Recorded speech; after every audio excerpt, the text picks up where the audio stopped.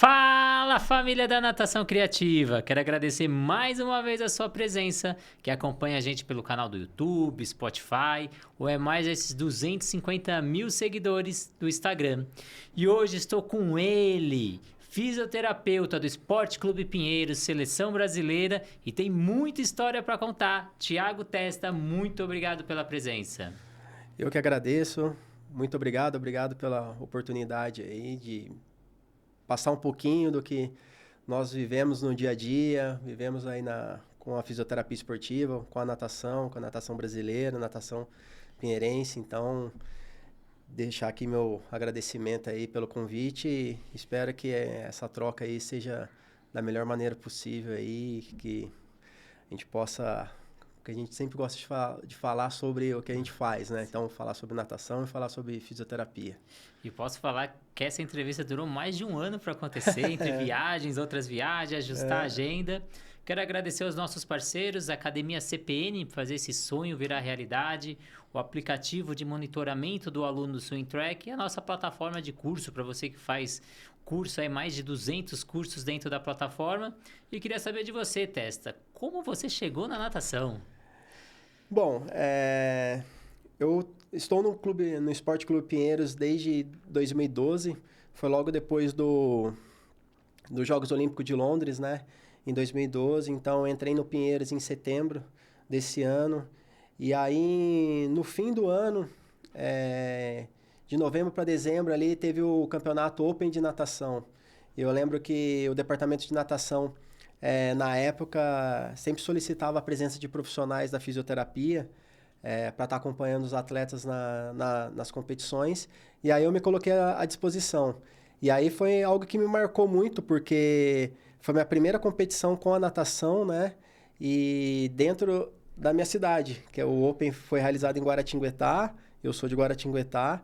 Então, eu pude estar, vamos dizer assim, estreando meu trabalho com a natação nesse ano, né, na equipe staff do Clube Pinheiros. Então, foi lá a minha primeira competição com a natação, ainda não sendo fisioterapeuta referência da modalidade. Então, foi algo que me marcou muito, porque há 3 meses antes eu estava torcendo para aqueles caras nos Jogos Olímpicos. Então, eu estava torcendo para atletas como Felipe França, Daniel Azershovski, Bruno Fratos, todos aqueles atletas ali, a Michele, Tati Lemos, todas aquelas atletas estavam nos Jogos Olímpicos e de repente eu me deparo com essas atletas na maca, num campeonato. E eu não sabia, né? O que eu vou conversar com um atleta desse? Há 3 meses atrás eu era um torcedor e hoje eu estou podendo ajudar de alguma forma, né? Esses atletas numa competição. Então, vamos dizer assim, um start, né? Dentro da natação. E a partir daí eu comecei a ter mais oportunidades. Então, no ano seguinte, 2013, foi meu primeiro campeonato Maria Lenk de natação, no Complexo Maria Lenk. E aí, desde então, eu sempre me colocava à disposição para estar indo aos campeonatos de natação. E aí, no segundo semestre desse ano, de 2013,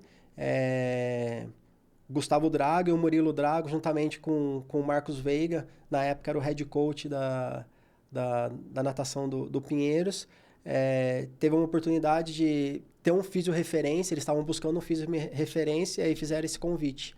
E aí, de imediato, eu aceitei o desafio, né? Porque era algo que era desafiador, né? Você tá num grande clube, com grandes atletas, numa modalidade gigantesca, você sabe, dentro do Clube Pinheiros. E aí eu aceitei o desafio. E aí, desde então, aí eu sempre falo, aí tem uma história do Henrique Rodrigues, que foi meu vestibular, que em 2014, ele passou por um processo cirúrgico no dia 25 de janeiro, dia do aniversário de São Paulo. Ele passou pela cirurgia de ombro, e aí ele, juntamente com o pai dele, fizeram a cirurgia, e ele olhou para mim e falou assim, você vai fazer minha reabilitação por completo. Então, eu quero fazer com você no clube. E aí foi meu vestibular, porque era um cara que há 2 anos estava nas Olimpíadas, de 2012 em Londres, e aí faltava 2 anos para ele estar numa próxima Olimpíadas no Rio de Janeiro, em 2016. E aí, todo momento você tratando o cara, você reabilitando o cara, e ele tem uma tatuagem simbólica dos arcos olímpicos no peito, do lado do ombro, onde foi feita a cirurgia. Então, o tempo todo você se cobrando, você mexendo no atleta ali, e aquela cobrança de forma indireta. Então, foi meu vestibular.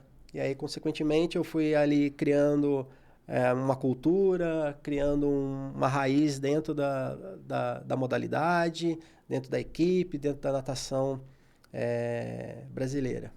E aí começou a trajetória a se desenvolver até então. Então a gente começou junto, eu nem sabia dessa história. Comecei em 2012 também no Pinheiros, legal. Fiquei 10 anos lá, então a gente tem uma história muito parecida. A gente sabe que a natação é um dos esportes com menor índice de lesões, mas ao mesmo tempo tem lesão, como mesmo você falou, o ombro é gerador de 90% Sim. da propulsão Sim. dentro da água. Mas quais são as principais lesões? Se a gente puder colocar num grau ali de primeiro, segundo, terceiro, Bom, falando assim em lesões na natação, são, vamos dizer assim, diferente das modalidades de contato, a natação ela apresenta muitas lesões por sobrecarga, por movimentos repetitivos.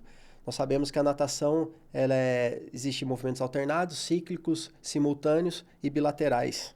Então, hoje em dia, as principais, os estudos mostram, e a prática e a clínica nos mostra, que as principais lesões na natação hoje, falando em articulações, em estruturas, primeiramente, numa escala, em primeiro lugar, o ombro, segundo lugar, o joelho, muito característico da pernada de peito, do atleta que utiliza bastante o estilo e o nado peito. E em terceiro lugar é a coluna, sendo dividida em coluna cervical e em coluna lombar. Quando a gente fala, só deixar enfatizado em relação ao joelho, muitas vezes a gente só pensa, o cara que nada peito, só ele vai ter dor no joelho. Não. Muitas vezes, por o excesso de treinamentos, aquela sobrecarga de treino, aqueles treinos mais intensos de trabalho técnico de perna, associado a um trabalho externo de preparação física, muitas vezes o atleta ele pode desencadear algum tipo de tendinopatia causada por essa sobrecarga de treinamento também. Então é comum, não é só porque o atleta de peito vai ter dor no joelho. Outros atletas também de outros estilos também podem desencadear essas tendinopatias devido a essa associação. É algo que a gente sempre fala hoje em dia, a partir da preparação física, algo que eu sempre brinco, que é uma modalidade dentro da outra, né? Porque hoje em dia você tem, vamos dizer assim, um LPO hoje dentro de uma preparação física. Então, imagina aquele atleta que faz um trabalho intenso de treinamento de perna na água, vai para a sala de preparação física e vai fazer um treinamento de força ainda. Então, muitas vezes, esse trabalho de sobrecarga, esse acúmulo que existe dos treinamentos, pode ter um desconforto ou até mesmo um quadro de lesão na articulação do joelho. Mas o ombro é o principal, então, é o primeiro lugar. Se a gente falar só de água, tirar a parte fora da água, um atleta, em média, nada ali 60 km por semana, a gente pode falar que ele dá 30 mil braçadas ali ao mês, se a gente colocar isso ao ano, 1 milhão de braçada. O ombro não foi feito para isso, para fazer tanta rotação, né? Exatamente. É algo que a gente sempre assusta, né? Quando você vai conversar com um atleta e você... Ou até aquela pessoa que muitas vezes fala assim, mas a natação machuca? E aí você explica um pouquinho da rotina do atleta, do alto rendimento, você explica um pouquinho como é esse cenário de treinamento, a pessoa acaba se assustando. Porque foi o que você falou e os estudos mostram.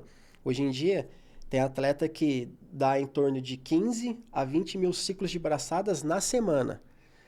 Às vezes o atleta ele fica assim, não, é impossível. Aí a conta é só fazer a conta básica. É perguntar para aquele atleta quantas braçadas ele dá em 50 metros, se o treino for em piscina longa, e aí ele multiplicar pela metragem do treinamento, e aí depois ele multiplicar pela quantidade de treinos que ele teve na semana, e aí no final de semana ele vai ter um número. E aí eu sempre falo para eles, não se assusta, que é exatamente esse um número que é assustador.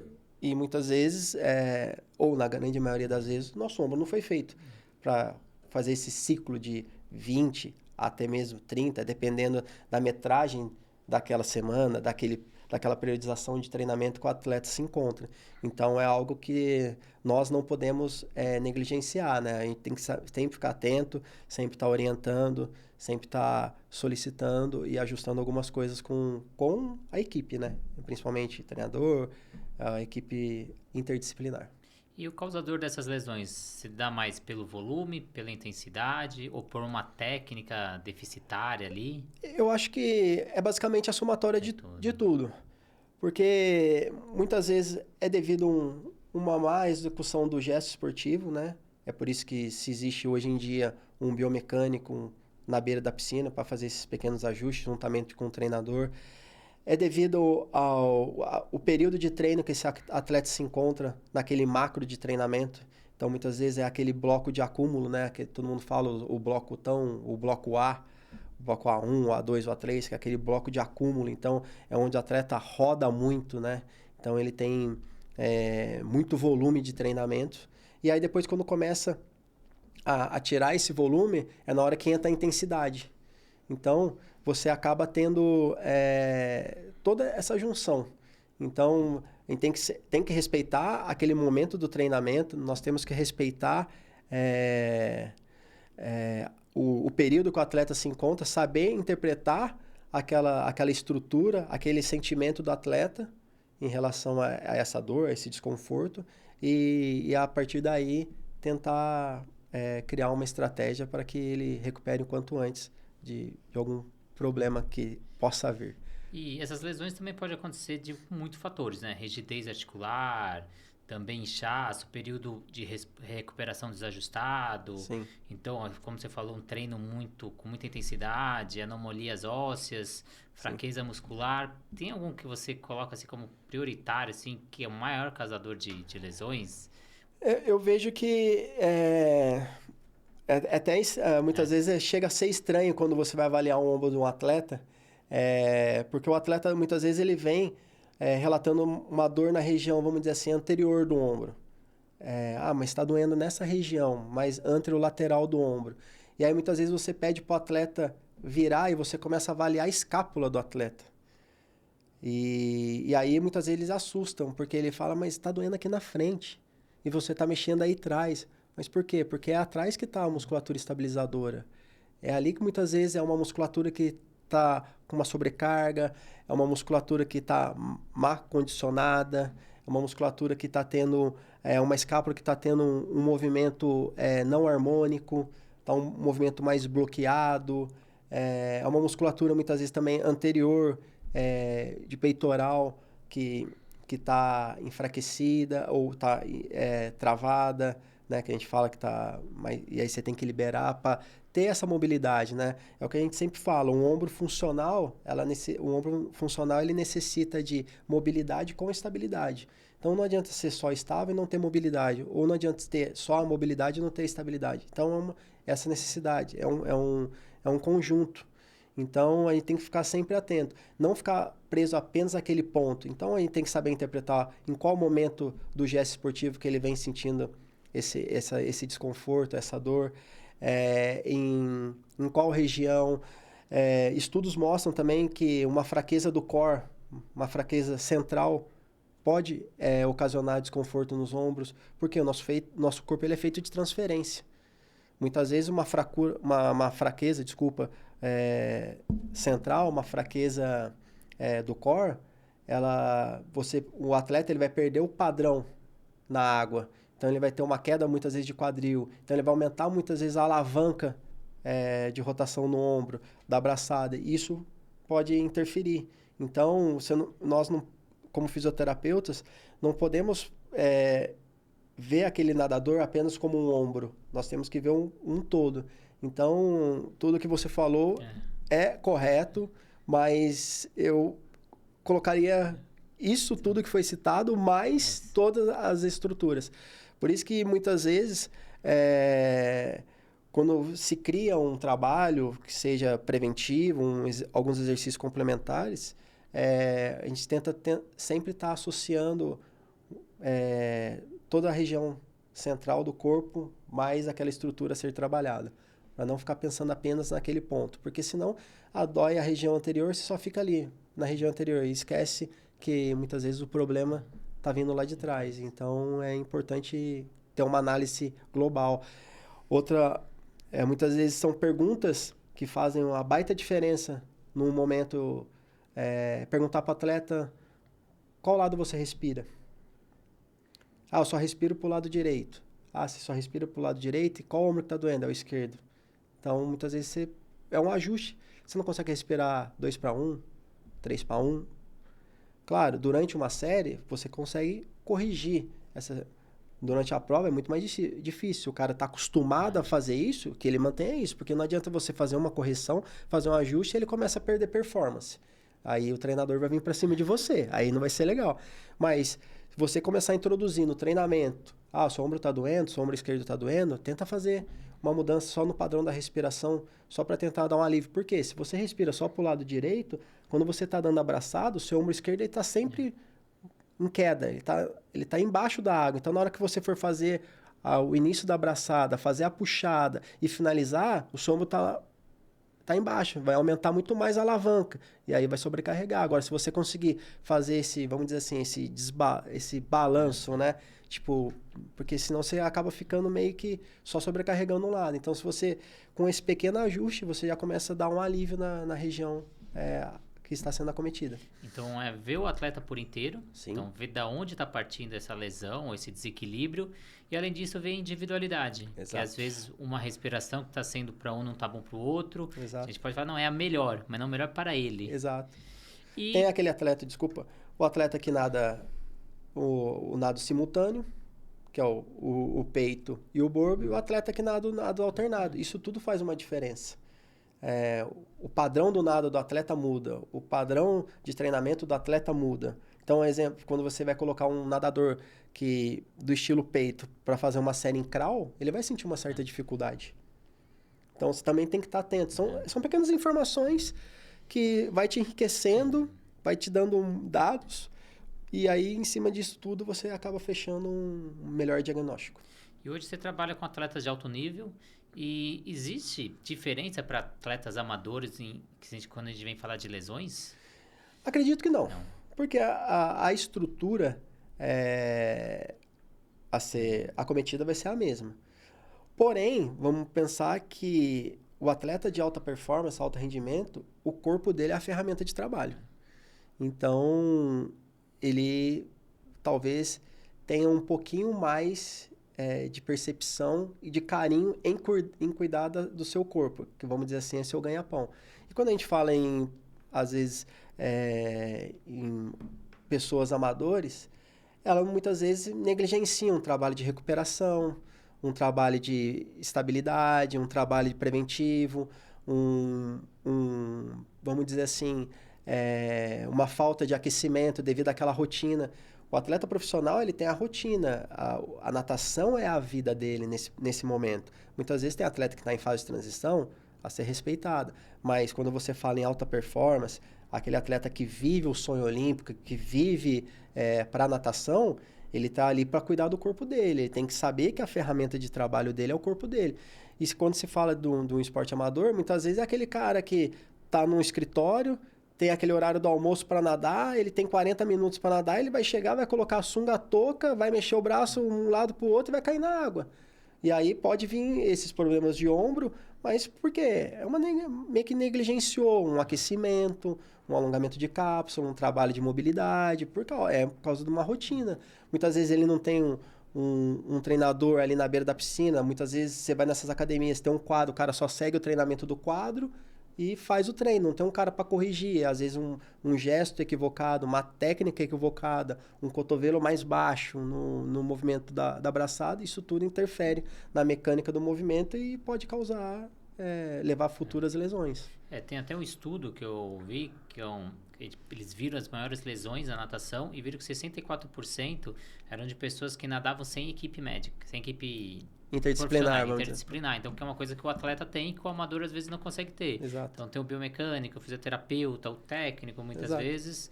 E que dica você dá para quem é amador lá e tá nadando? O que ele pode fazer para auxiliar? A dica que eu sempre dou, muitas vezes eu sou procurado para por trabalhar com a natação, por algumas pessoas, eu sempre falo, cara, faça o arroz com feijão bem temperado. Não adianta nada o cara me procurar e eu encher ele de informações.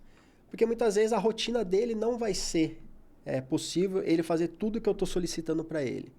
Mas o arroz com feijão, o que é? É você fazer o básico. O que é o básico? É fazer um trabalho preventivo bem executado. É fazer aquele... É uma situação que eu sempre brinco muitas vezes quando eu vou falar, principalmente com a molecada da base, assim, eu pergunto, quem tem celular tal? Todo mundo levanta a mão. Quem tem o celular X? Levanta a mão. Eu pergunto, quem tem uma borrachinha? Quem tem um teraband? Muitas vezes não tem. Então, esse atleta amador, tendo uma borrachinha, conseguindo chegar ali na beira da piscina, fazer de 10 a 15 a 20 minutos de um trabalho de estabilização, de exercício. São exercícios simples, que você pode fazer em qualquer lugar. É só ter um local onde você possa segurar a borrachinha e executar aquela ativação, né? aquele trabalho de fortalecimento. Que muitas vezes parece ser, isso aqui não fortalece, mas fortalece, porque são a musculatura primária, né? Aquelas estabilizadoras centrais ali da articulação e fundamentais e primárias da articulação do ombro. Então, é colocar na rotina, é fazer o arroz com feijão. Eu nado 2 vezes na semana. Se você fizer 2 vezes na semana esse trabalhinho, vai ser ótimo. Sentiu qualquer tipo de desconforto, acabou o treinamento, chegando em casa, um gelo por 20 minutos.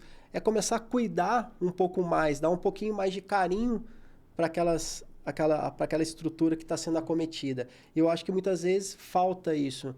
E se for possível, claro, com o passar do tempo, a pessoa começa a buscar a performance, né? Sempre começa como eu comecei a gostar de fazer natação. Aí o cara começa a brigar um pouquinho com o relógio, aí ele começa a melhorar, aí ele começa a querer performar. E a partir do momento que ele começar a performar, se ele tiver condições e tiver a possibilidade, procurar profissionais que o ajudem a direcionar da melhor maneira possível. Porque muitas vezes, na grande maioria das vezes, é uma correção que muda totalmente o padrão do nada desse atleta, dessa pessoa. Então, são pequenos ajustes que podem fazer uma baita diferença lá na frente para ele. Dar mais vida útil, né? Exatamente, e saudável, né?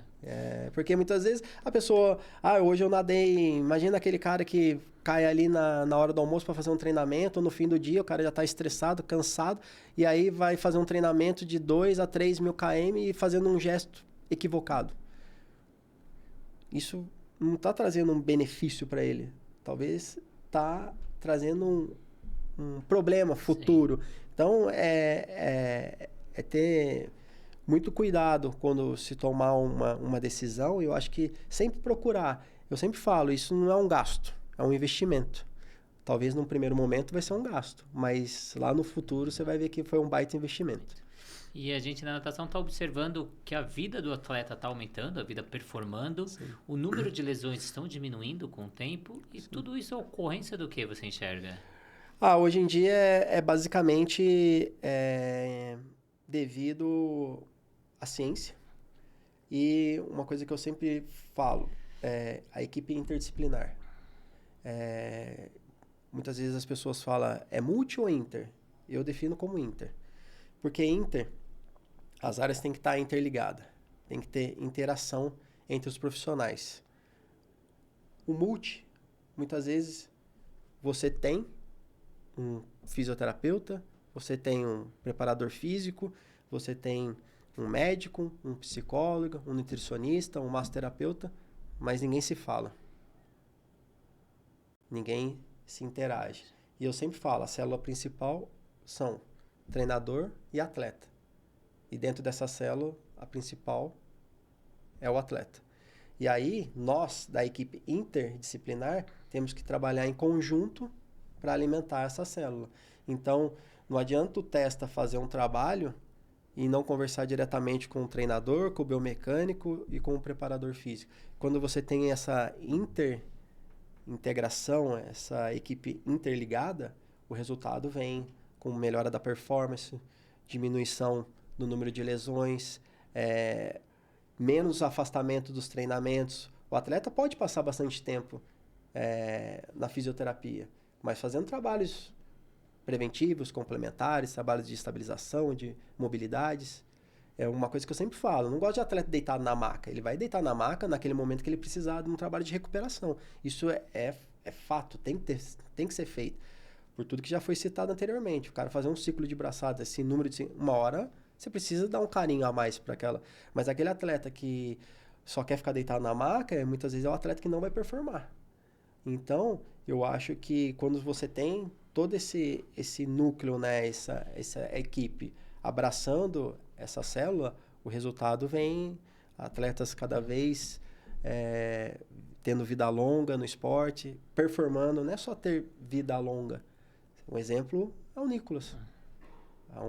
Parou de nadar em dezembro, até dezembro do ano passado, dia 14 de dezembro de 2022, foi o dia que meu filho nasceu e foi o dia que ele ganhou a medalha dele lá na Austrália.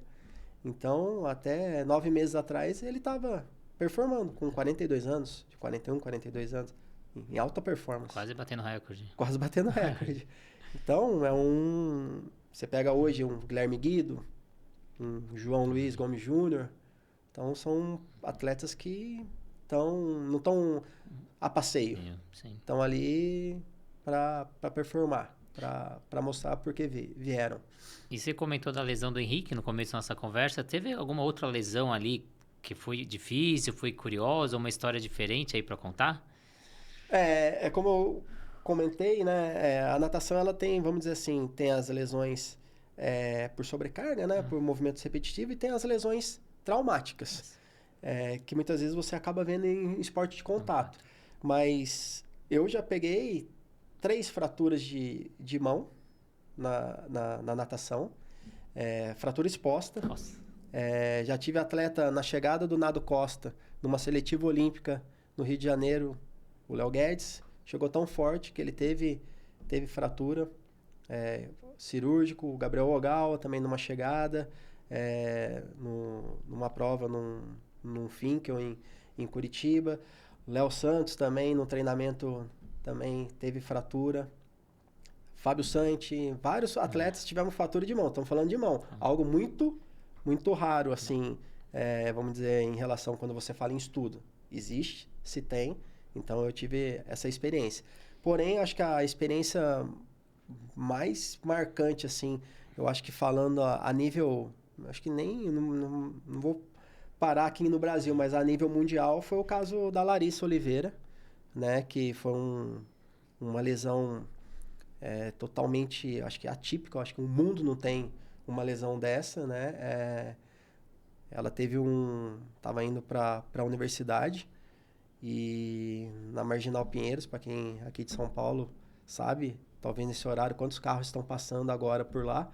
E aí, de repente, ela está indo para a universidade e me cai um tronco de uma árvore pelo para-brisa do carro dela e bate na região medial da coxa dela. Então, ela teve um esmagamento da musculatura adutora de quadril. E ali, por pouco, né, ela não perde a vida, porque pelas imagens, ela ficou praticamente 2 centímetros da artéria dela femoral. Então, se pega a artéria, ela tem uma hemorragia e talvez ela poderia ter uma complicação ainda maior. E aí foi um caso onde ela teve uma perda de um adutor. E eu não estava no hospital, mas foi relatado. Eu lembro quando ela foi para o ato cirúrgico, né?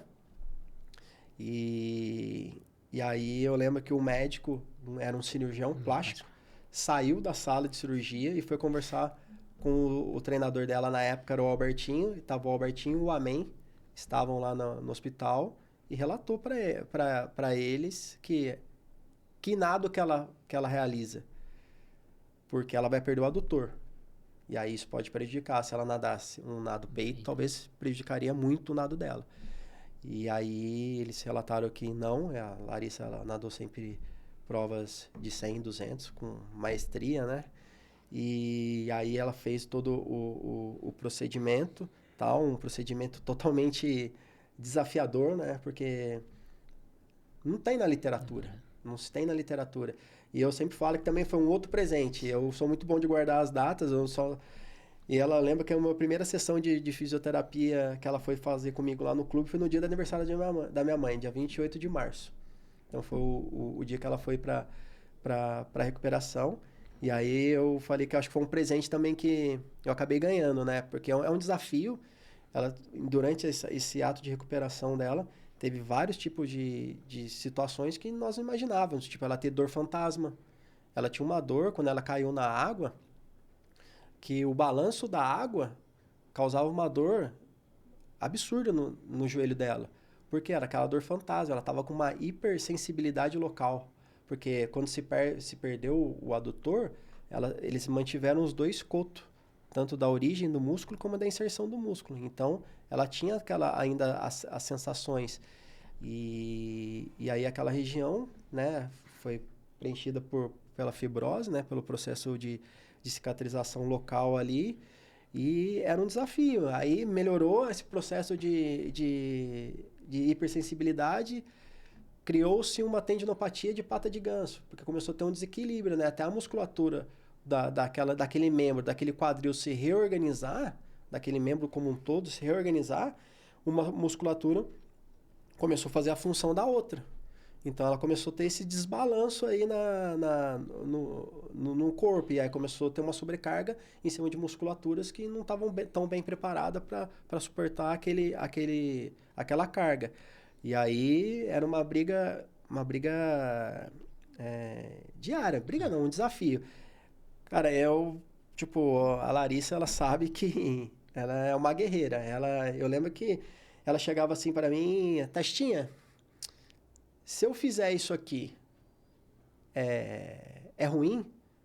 Aí eu falava pra ela, doeu? Porque eu sei que você já fez.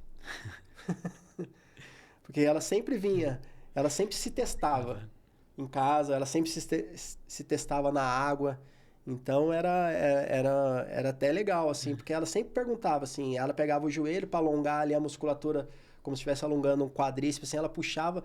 Se eu fizer isso, vai acontecer alguma coisa com o processo de cicatrização da musculatura? Eu falava assim, doeu? E aí era assim, cara, a Larissa foi com 2 meses, ela tava na água, com uma cicatriz de, acho que basicamente 250 pontos ela tomou ali na região. E, cara, foi espetacular, né? A recuperação dela, ela continuou, depois ela pegou seleções, ela foi para Jogos Olímpicos, ela estava em Tóquio, então talvez se fosse com outros atletas, talvez ali poderia determinar o fim de uma carreira. Mas para ela não, eu acho que foi um recomeço e ela veio cada vez mais fortalecida. Então cada vez mais ela buscava performar. Hoje ela está fazendo o quê? Corrida. Mesmo com esse trauma que ela teve, né? Com essa lesão grave. Mas hoje ela está fazendo e tenho certeza que ela deve estar fazendo com excelência, porque ela é totalmente competitiva. Então ela deve estar bem. A gente contou a história do Henrique, contou a história da Larissa. Agora eu queria saber a história do Thiago Testa. Que perrengue você já passou na natação? Tanta viagem, natação. Teve algum momento aí curioso? Ah, tem alguns. Deixa eu lembrar. Tem um que acho que foi um fato muito marcante. Foi o 2018. Tem alguns. 2018, eu lembro que os meninos foram... Não chega a ser um perrengue, mas foi uma situação bem emblemática, né? Os meninos foram recordista mundial do revezamento 4x200 livre no Mundial de Curtas na China. E aí eu lembro que os meninos foram campeões, tal, aquela festa, né? Todo mundo esperando os meninos chegar, entrevista, tal. Aí beleza, os meninos vêm, depois do pódio, tira a foto. De repente o Amém me chama de canto e fala assim, ó, apontou, Léo Santos amanhã tem 400 medley. E ele tem que nadar bem na etapa da manhã. E a gente tem que recuperar esse moleque. E isso era praticamente 11 horas, 11h30 da noite, meia-noite. A gente tinha que recuperar o moleque, ele tinha que fazer piscina de imersão, fazer a soltura na água, fazer o doping. Ele tinha tudo para fazer. E naquela competição, os asiáticos eles não gostam muito de gelo. Eles têm as máquinas, mas eles não fornecem como nós, assim. Você sabe, ali 10 sacos de gelo para deixar a temperatura ideal. Então, nesse campeonato, eles estavam dando um limite de saco de gelo para cada país. E para nós não era suficiente. Então, como que a gente vai fazer um trabalho de crioimersão com o Léo? Aí, de repente, o Léo veio, ele foi lá, fez o doping, veio. Aí o homem falou, pega ele, vamos fazer a recuperação. Eu falei, Léo, entra nessa banheira aí. Aí o Léo entrou, pode falar, entra nessa banheira aí. Aí o Léo tava lá deitado na banheira, todo relaxado lá fazendo. Depois que você ganha medalha em mundial, medalha de ouro, recordista mundial, a temperatura pode estar 0 graus na água que o cara vai fazer sorrindo. De repente me aparece o dono da banheira. Quem que é o dono da banheira? O chinês, Su Yang. Ele já tinha um histórico com o Brasil. Tinha um problema que ele teve. E ele já tem um histórico com o mundo da natação, né? Cara, e aí na hora que veio aquele chinês, quase 2 metros de altura, com aquele... Ele tem uma equipe staff só dele, com um cara que segura a mochila, um cara que segura a garrafinha, que outro que segura o tênis, que outro é o treinador, o outro é a nutricionista, toda a equipe staff. Vem o Su Yang. O cara acaba de perder a medalha de ouro no seu próprio país, que ele só foi para nadar aquele revezamento. Montaram a banheira só para ele fazer a recuperação daquele dia.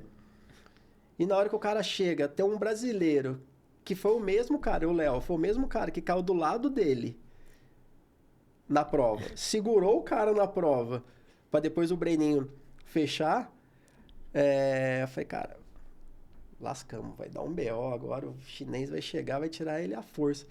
Aí o chinês veio na hora que o Léo viu o Su Yang, eu tava do lado da main, o Léo começou a se movimentar para levantar, o Su Yang, não, pode ficar.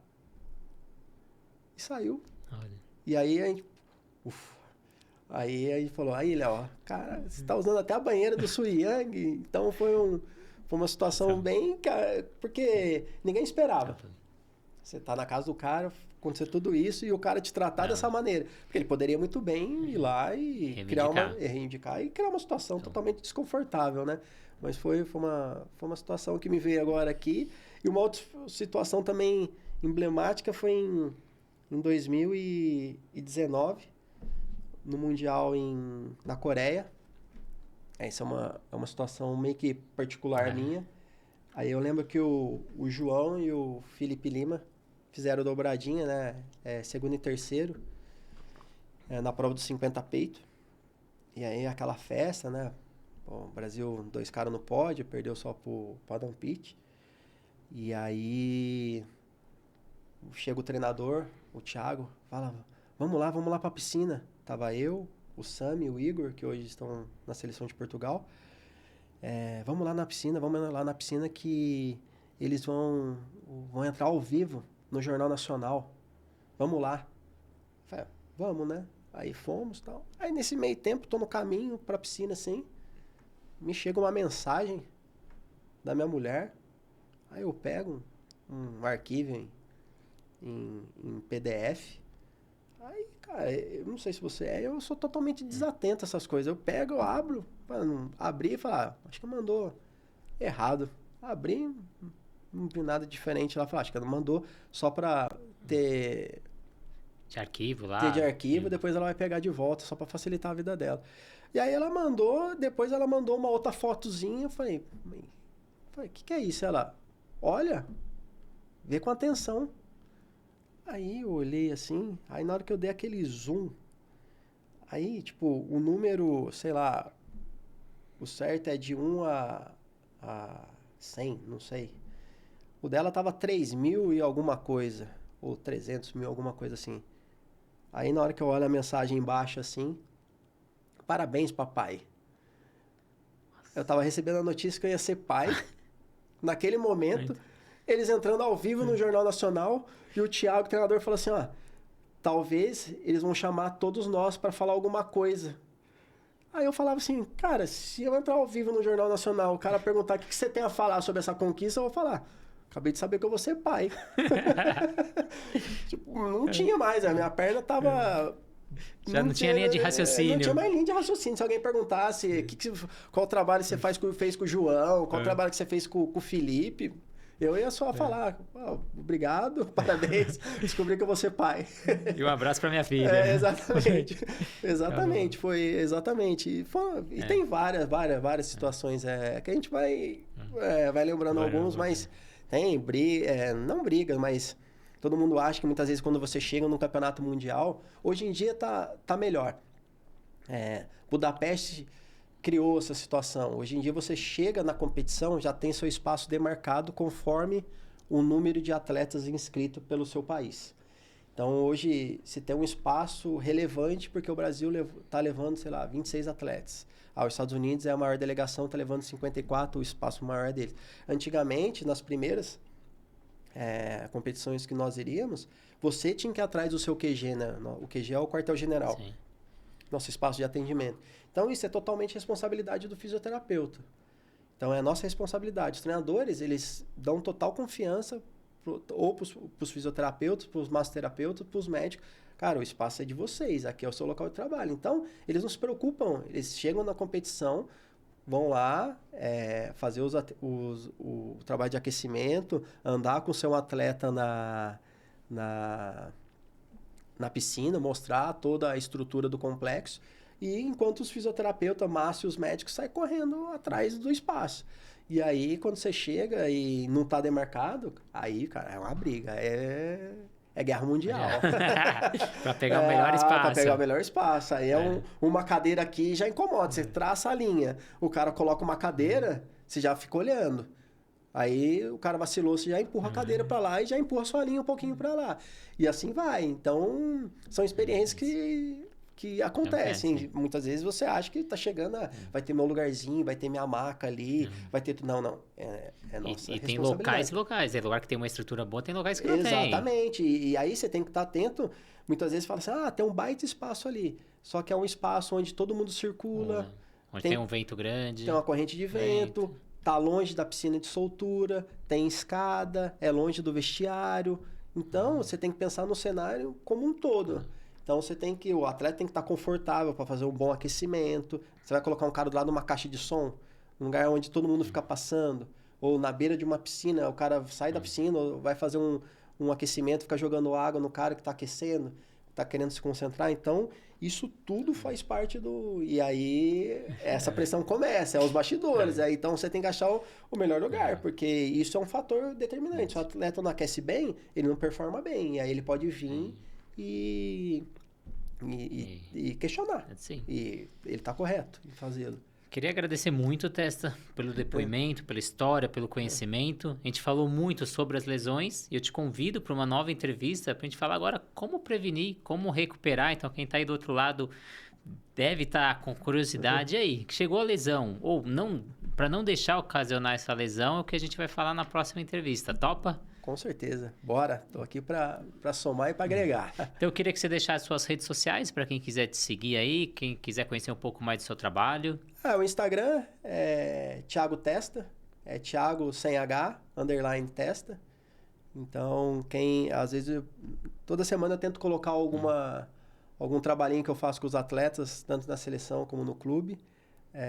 Eu sempre deixo ali o espaço para ter feedback, críticas, porque é muito importante ter essa troca. Às vezes, eu estou dentro de um clube, tenho uma visão, muitas vezes um cara que está de fora tem uma visão diferente, isso é sempre bom para agregar. Então, não tenham receio, não tenha vergonha, pode ir lá comentar, pode ir lá dar ideias, pode dar sugestões, pode criticar, que os grandes profissionais, eu acho que eles crescem com as críticas. Então, estou sempre disposto aí para estar ajudando e, mais uma vez, muito obrigado mesmo pelo espaço e a oportunidade de estar passando um pouquinho que eu vivo a cada dia com a natação. Então, muito obrigado. Sigam os canais Thiago Testa sem H. Siga o canal da Natação Criativa aqui no YouTube, que vai ajudar a gente a fortalecer esse projeto. Ou para quem está lá no Spotify, que lá tem mais entrevista do que aqui no YouTube.